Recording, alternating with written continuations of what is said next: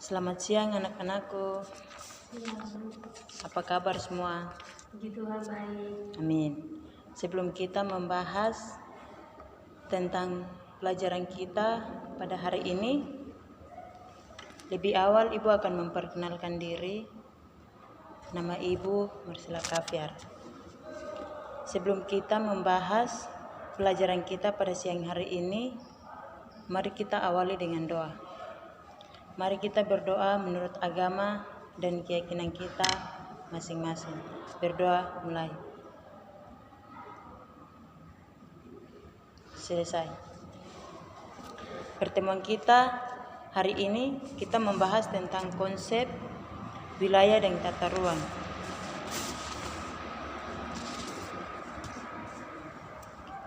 Pertama yaitu konsep wilayah.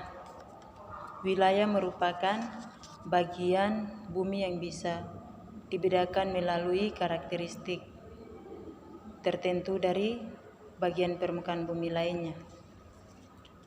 Karena memiliki ciri tersendiri, maka setiap wilayah dapat dibedakan dengan wilayah lainnya menurut aspek-aspek geografisnya. Contohnya, wilayah pantai akan berbeda dengan wilayah pegunungan. Wilayah dibagi menjadi 3 jenis, yaitu wilayah formal, wilayah fungsional, dan wilayah vernakuler. Wilayah formal adalah wilayah yang punya karakter khas dan homogen, artinya di wilayah tersebut memiliki satu ciri khas saja, baik secara fisik maupun sosial. Sifat wilayah ini statis dan perlu waktu lama untuk mengubah sifat utamanya. Wilayah formal dapat dibedakan berdasarkan pengertian internasional dan pengertian nasional. Wilayah formal adalah wilayah yang meliputi negara yang punya kesatuan alam dan manusia. Sementara itu, wilayah formal dalam pengertian nasional adalah bagian wilayah sebuah negara yang punya kesatuan alam dan manusia. Wilayah fungsional. Wilayah fungsional adalah suatu kawasan yang difungsikan menurut jenis dan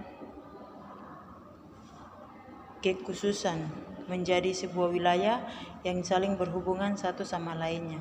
Misalnya, kota, kecamatan, dan sebagainya.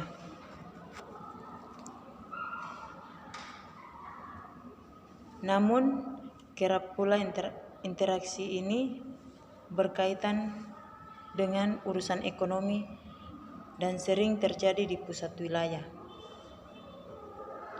Wilayah-wilayah sekitarnya mendukung kegiatan di wilayah pusat, misalnya kawasan Jakarta, Bogor, Depok, Tangerang, Bekasi, Jabodetabek. Wilayah vernakuler dilihat berdasarkan keberadaan wilayah itu dalam pikiran banyak orang. Wilayah ini muncul karena persepsi seperti adanya istilah Bogor kota hujan, Bandung kota kembang, Solo kota batik, dan sebagainya. Yang tadi Bu jelaskan tuh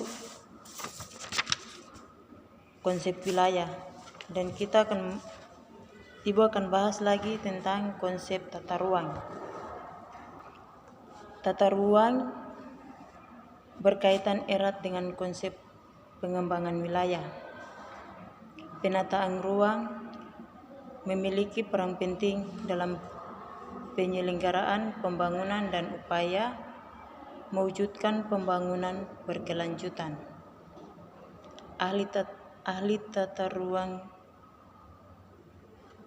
Ruslan Diwiryo mengatakan penataan ruang memberikan kontribusi nyata dalam pengembangan wilayah dan kota yang berkelanjutan.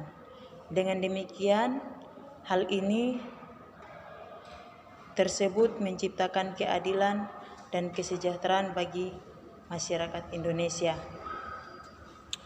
Dalam Peraturan Presiden Nomor 62 Tahun 2011 disebutkan ruang adalah wadah yang meliputi ruang darat, ruang laut, dan ruang udara. Di dalamnya termasuk bumi sebagai satu kesatuan wilayah, tempat manusia dan makhluk hidup lainnya melakukan kegiatan dan melihat kelangsungan hidup. Perencanaan tata ruang di Indonesia dibagi menjadi 3 jenis, yaitu perencanaan tata ruang wilayah nasional, perencanaan tata ruang provinsi, dan perencanaan tata ruang wilayah kabupaten atau kota. Sampailah di sini penjelasan mengenai materi tersebut. Ibu berikan kesempatan untuk siswa, ada yang mau bertanya, silakan. Di sini saya mau bertanya, apa yang dimaksud dengan wilayah formal? Wilayah formal. Ya baik, Ibu akan menjelaskan. Wilayah formal adalah wilayah yang punya karakter khas dan homogen. Artinya, di wilayah tersebut memiliki satu ciri khas saja, baik secara fisik maupun sosial. Sifat wilayah ini statis dan perlu waktu lama untuk mengubah sifat utamanya. Mungkin itu penjelasan sedikit mengenai wilayah formal. Sekian pembelajaran kita pada siang hari ini. Ibu berharap semua sehat-sehat selalu. Dan sebelum kita mengakhiri pelajaran kita pada siang hari ini, kita menutup dengan doa. Mari kita berdoa. Mulai. Selesai.